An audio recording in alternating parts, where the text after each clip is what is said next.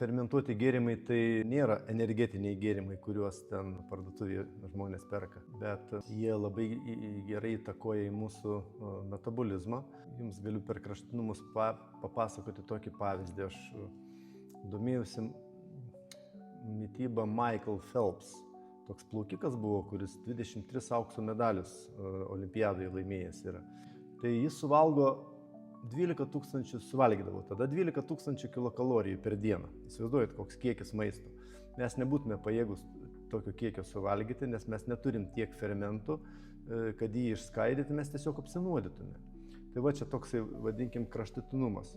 O kitas kraštutinumas močiutė, kuri vieną kartą ten bevalgo per dieną ir jin gan sveikai jaučiasi ir dar nemažai pagyvens. Bet esmė ta, kad matot, vienas kraštutinumas, kokį kiekį maisto gali suvalgyti ir būti ne sumo atstovas su viršsvoriu didžiuliu, bet atletas, kuris gali ten aukščiausio lygio rezultatus rodyti.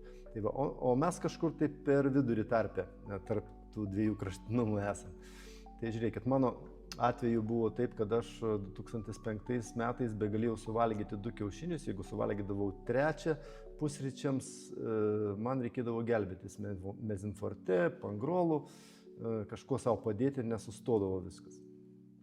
O pradėjus sveikatintis nuo 2010 metų, aš jau 2018 švediškam stale, taip gavosi ir tyčia, ir netyčia, suvalgiau 8 kiaušinius su bekonu, su riebalais, su daržovėm ir sąmoningai žinodamas, kad jeigu kas turi priemonių mašinoje, jeigu kas gelbės juos, bet nereikėjo nieko gelbėtis, man puikiai išvirškino ir va matot, nesvarbu, kad aš pasenau per 13 metų, bet mano metabolizmas ne link bobutės nukeliavo, o link Phelpso palipo.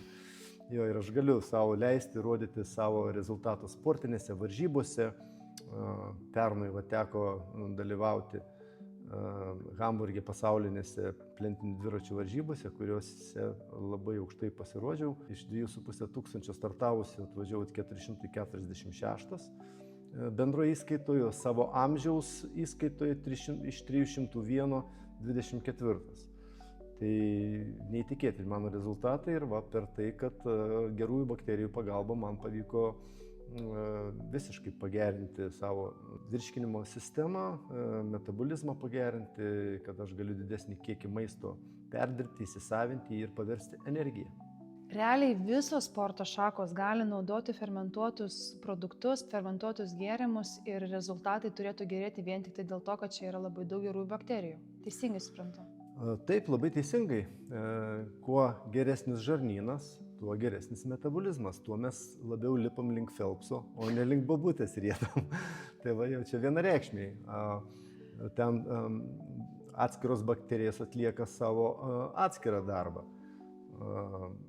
Jeigu dar detaliau pažiūrėti, ten tokia bakterija Akkermansia mucinifila labai didelė įtaka daro mūsų gleiviniai, mūsų ilgaamžiškumui ir mūsų sportiniams pasiekimams. O bendrai visas fermentuotas maistas mums gerina metabolizmą.